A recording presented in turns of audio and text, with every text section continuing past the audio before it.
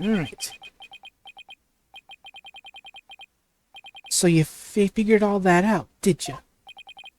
Mr. Rhymes? Are you admitting it? I didn't really want to have to fight anybody but the Orca. But you leave me no choice.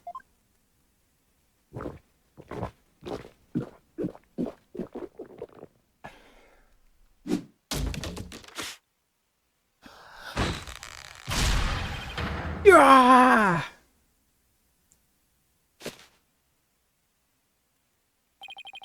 Now it's time to get serious. Ahoy! What? Yo, ho! I'll let him too. Well, yeah, this is his true form now. Are you done yet? Thank you. What is going on? Where did this pirate fellow come from? He looks like a completely different person. Wow, he must have been drinking so much of that Red Bull or something. Order! If we don't have order, Prosecutor Blackwell will yell at us. Well, about that. Even Prosecutor Blackwell is at a loss for words.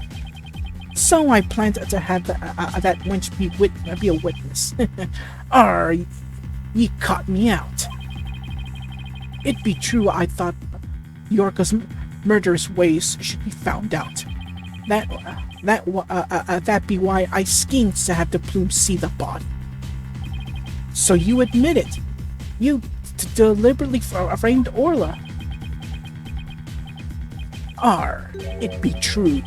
But what skin be that off of anybody's nose? That Orca be a murdering scurvy dog. I may have a grudge against that Orca, but I always felt grateful toward the captain.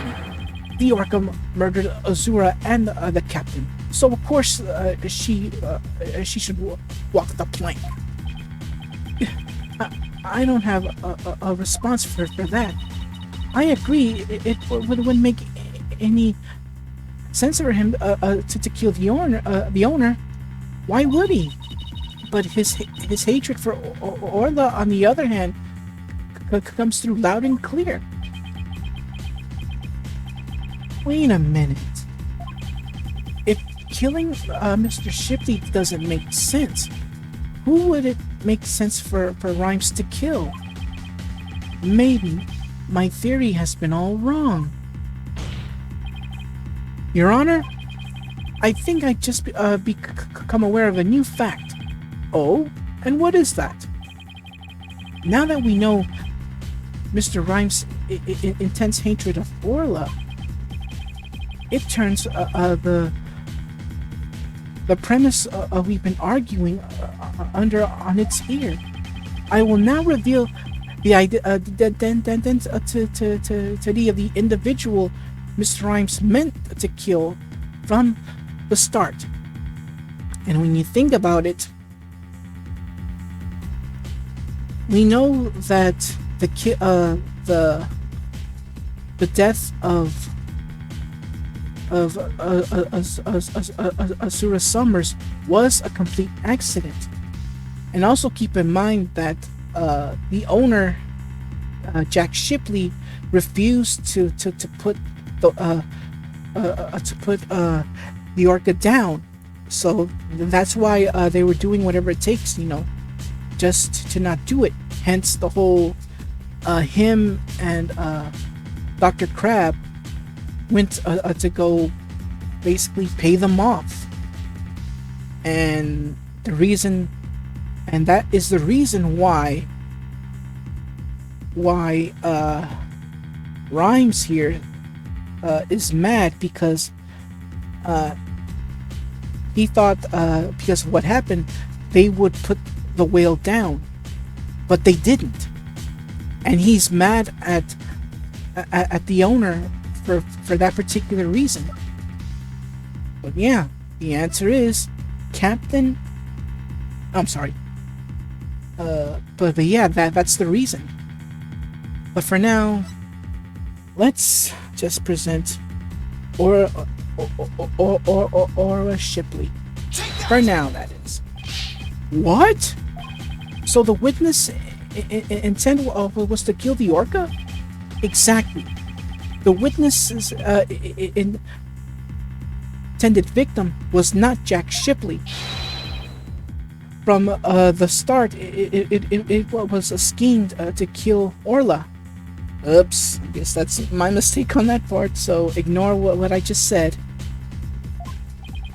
The orca was his true target, but Jack Shipley is the one who died. The orca is alive and quite well.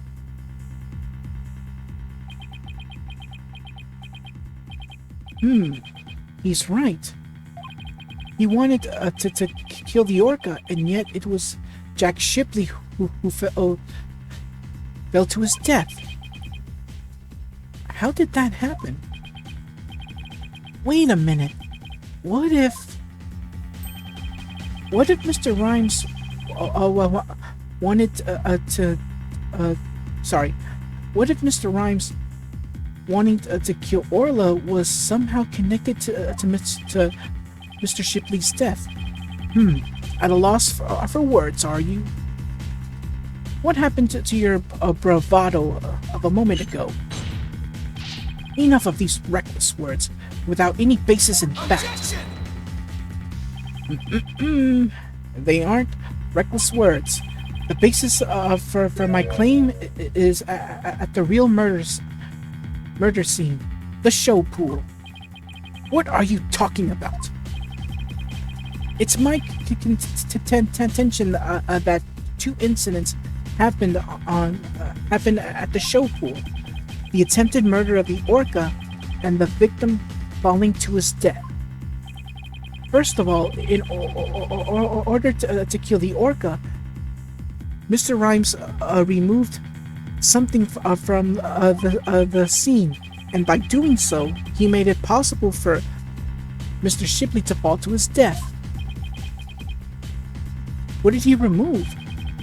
This is what Mr. Rimes removed in an attempt to kill Orla, sorry. And that, of course, is the water. And thank you. It pointed it for me, so thank you. Don't tell me you're trying to claim that he tried to kill the orca by draining the pool water. That's exactly what I'm claiming.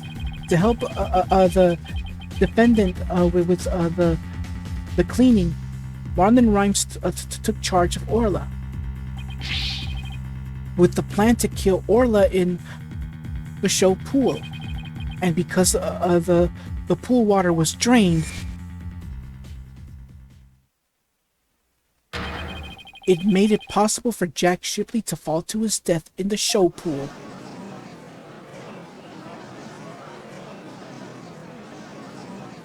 Oh my goodness, the frame rate on the panning, especially for this game. Wait a minute. I tried to kill the orca, you say? Can you even prove there was nary a drop of water in the pool? That day I was simply looking after the orca. Why would I have the monstrous thought of killing it? You claim you were looking for after Orla in the early morning hours of July 20th, but I don't think you were doing a very, very good job of it. After all, Orla wasn't given anything to eat during that time. How would he know such a thing? I know because of Orla's record here in the torpedo data system. The system continuously records data on the subject it monitors. From Orla's record, we can tell exactly when she ate or didn't eat. Sink me! Nobody ever told me about that dastardly contraption. Only a few of the shipshape aquarium staff know about this system. According to Orla's record, she never ate in those early morning hours of the 20th. You planned to kill Orla, and that's why you didn't feed her. Silence! You're wasting time. What proof do you have of that? Perhaps the orca simply wasn't hungry. He's right. I don't have any proof. If Orla simply didn't eat, then that would create an inconsistency. Where did her fish go? Well, there's also another animal who was very, very greedy that wants to eat all the food. Her fish? Good question.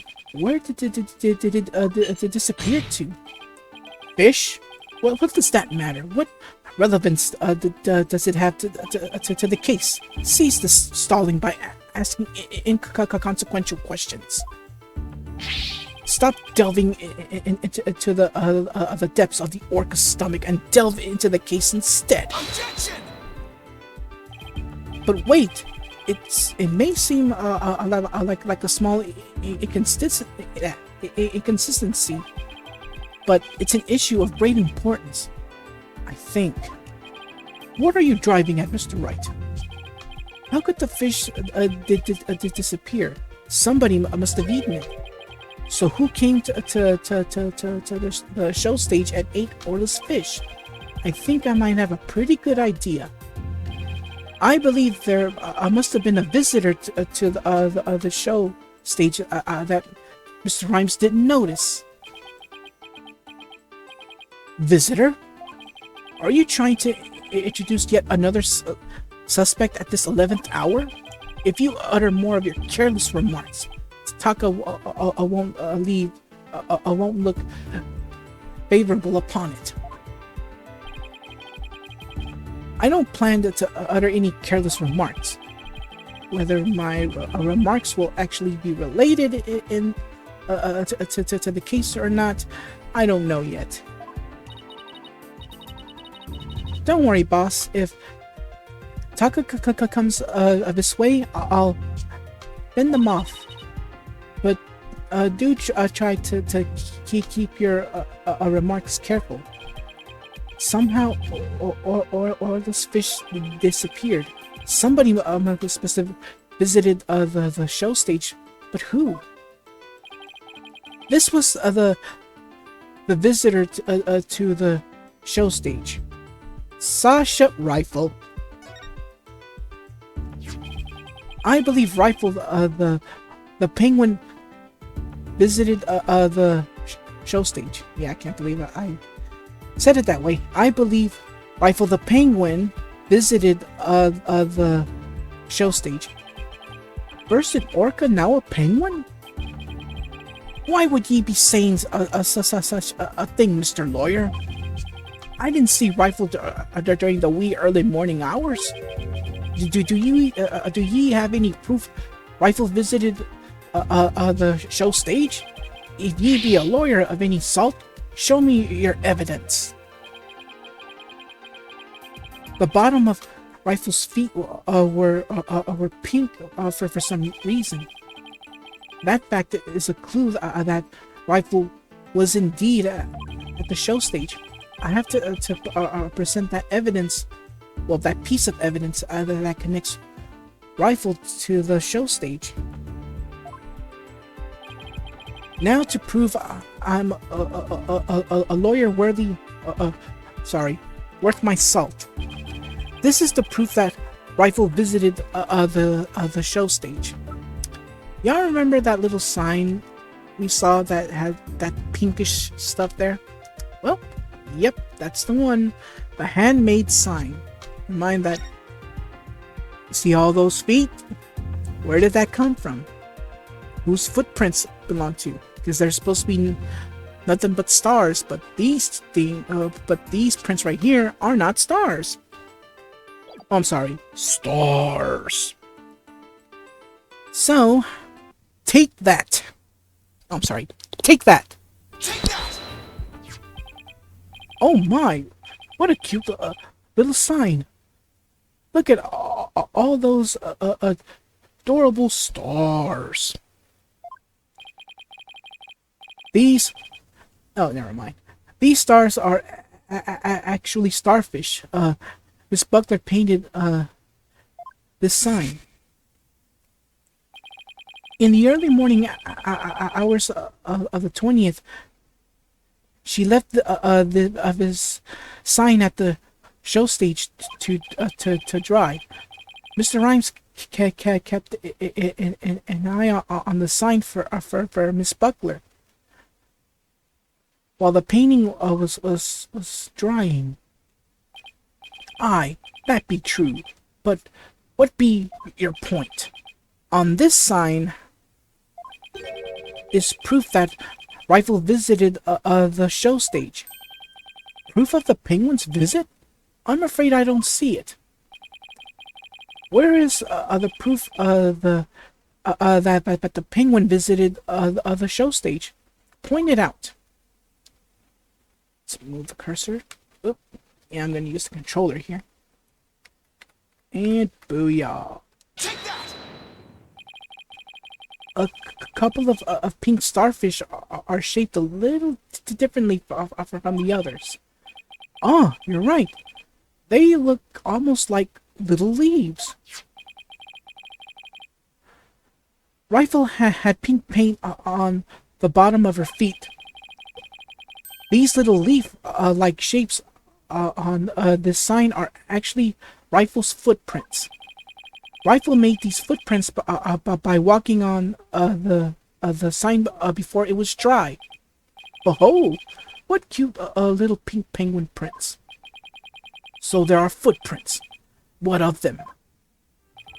Marlon Rimes was watching over the sign at the show stage while the paint dried. And during that time, the penguin paid a visit. According to the torpedo data system, we know that Rifle ate something that morning of the 20th. Most likely, Rifle ate the fish meant for Orla that was on the show stage. Or the snack was a small quantity of fish. Even a penguin could have eaten it all. Begad! Rifle ate Orla's fish? Who'd be to say Rifle ate Orla's fish? She could have picked up food anywhere. But that doesn't change the fact that I really was at the show stage. After all, I had to help move the Skull Rock. It couldn't have been moved without me. The witness claims he saw he never saw the penguin. How do you explain this contradiction? Both Mr. Rimes and Rifle were at the show stage, but Mr. Rimes didn't see her. So where could Mr. Rimes have been at the time? Right, Dono.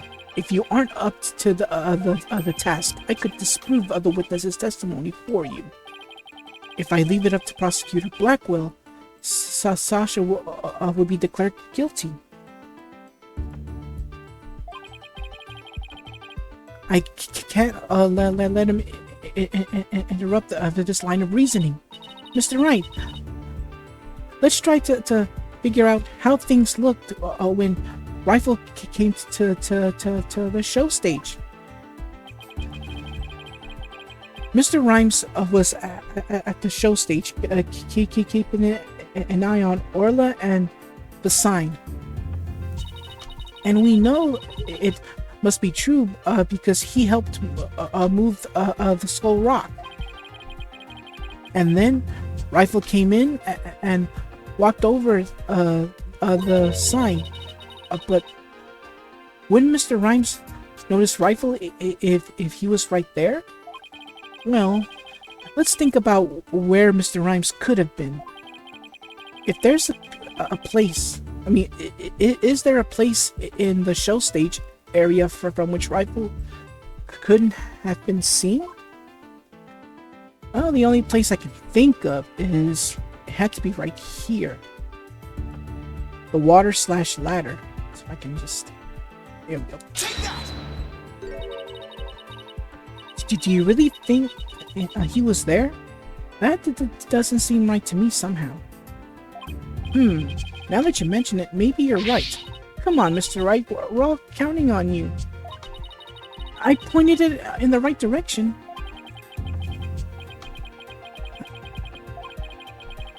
Never mind. Alright, let's do this again.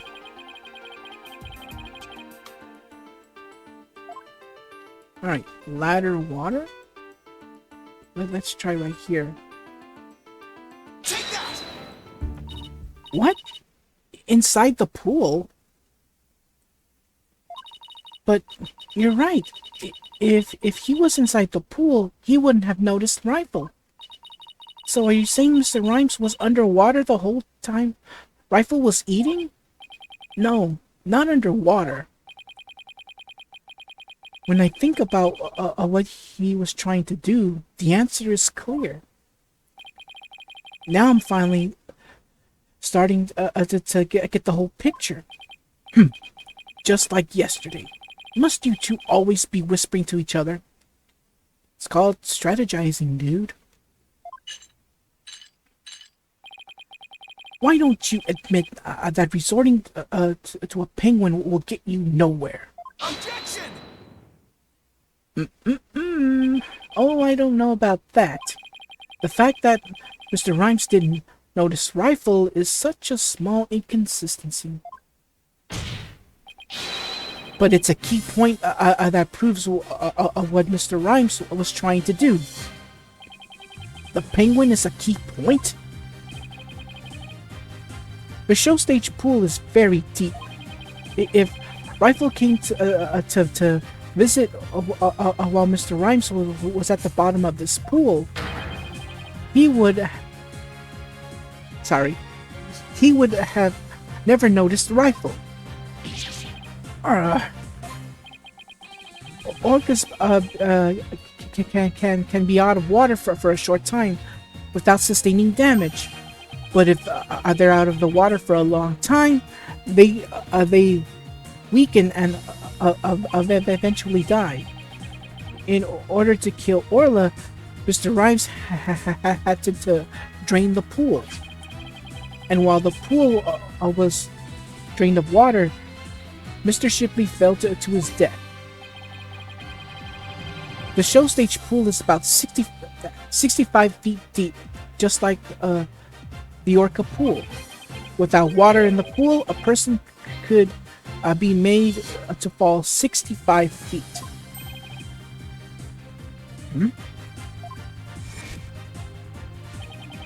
Mr. Rimes probably wondered what to do. If he continued with his plan to kill Orla, he would... how would he dispose of Mr. Shipley's body? So he devised a plan to kill two birds with one stone. What? How? Mr. Rimes went down to the bottom of the pool and put the victim's body in the rock.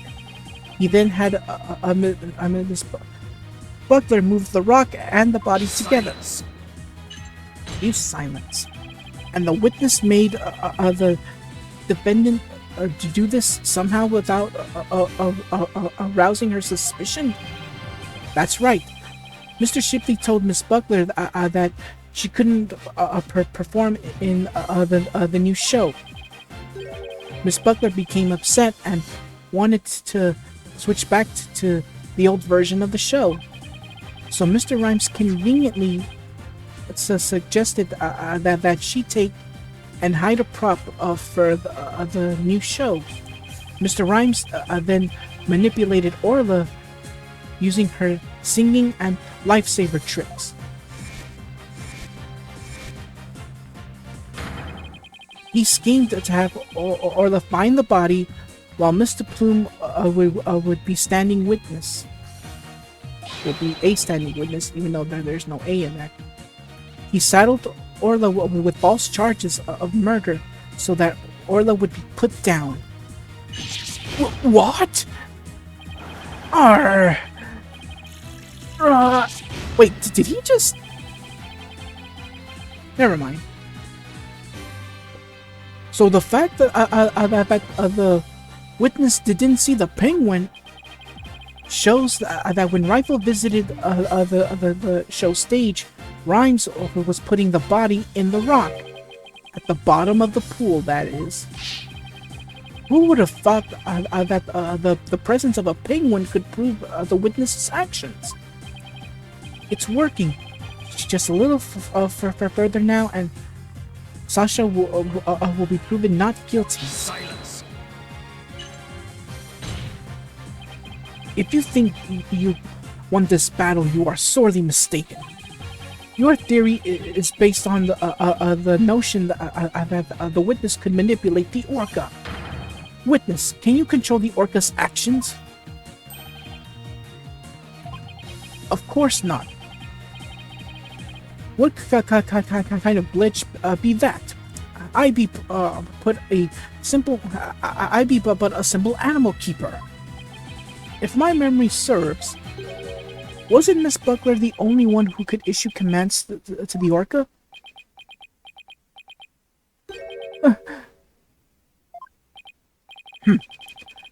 The judge's blade is sharper than the lawyer's. If you wish to do battle with the witness, you'll need a honed blade. Where is your sort of evidence that Marlon Rimes could manipulate the orca?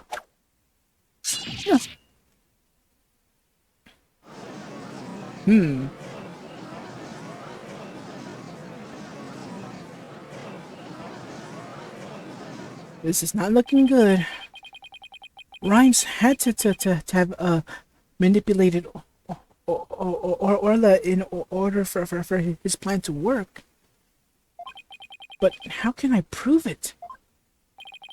Well, it appears that this line of reasoning has become unstable. Objection! Wait a minute.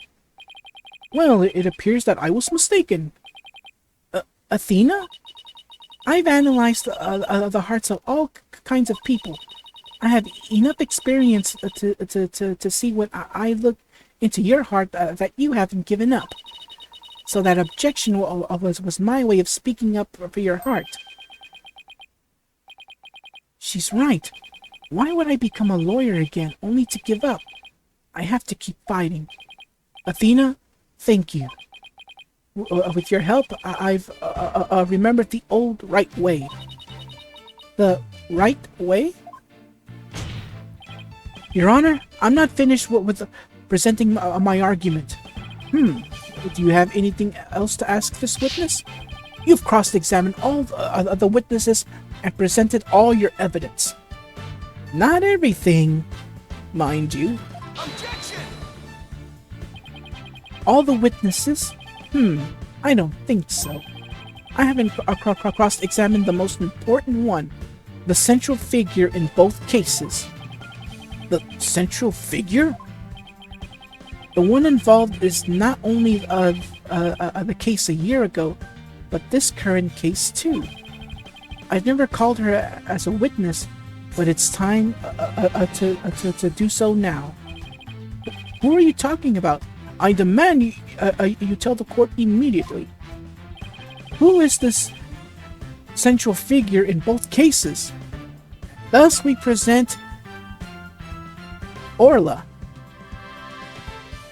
Aura, sorry, Aura. Take that! The defense calls the central figure in both cases Orla the Orca. You intend to cross-examine an orca? Or cross-examine an orca? He must be addled. It'd be impossible, says I. Because remember, keep in mind, Silence. this isn't the first time Phoenix hasn't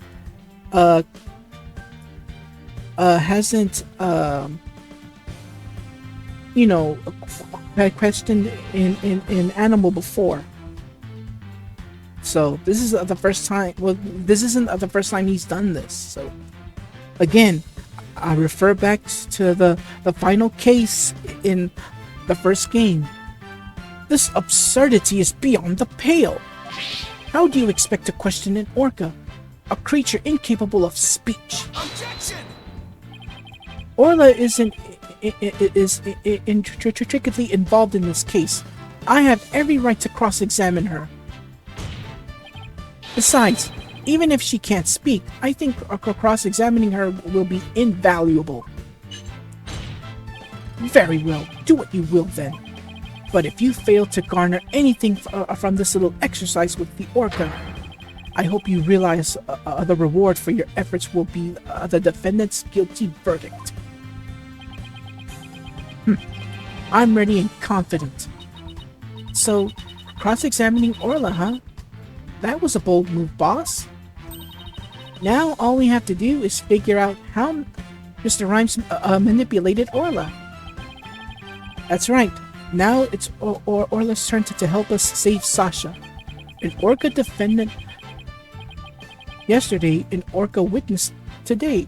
This is truly unprecedented. I think I said it right. Even though this is highly unusual, I'm prepared to allow it. Oh my goodness, Judge, do you not remember about the parrot? You do remember the parrot. How could you not remember that? Or I'm not sure if you even remember. Bailiff, ready the witness telecast. We have a 10-minute recess while the telecast is being set up. So, Judge out for now. Oh boy, this is getting crazy. But that's a part for the finale. And wow, I really bypassed the 2-hour mark, so I'm gonna have to split this first half into episodes. So keep in mind, I like to keep things under an hour. That is my promise that I'm keeping. Alright, so tune in next time for the final half of the trial and the finale, and hopefully I don't have to split the whole thing into parts, but if it comes to it, then I don't have a choice. But see you all at the finale. Until then, everyone, take care and God bless. Thank you so much for watching. If you enjoyed the video, leave a like, comment, and share with all your family and friends. If you're enjoying my content, consider subscribing to the channel, and don't forget to click that bell to receive notifications for new videos. Take care and God bless.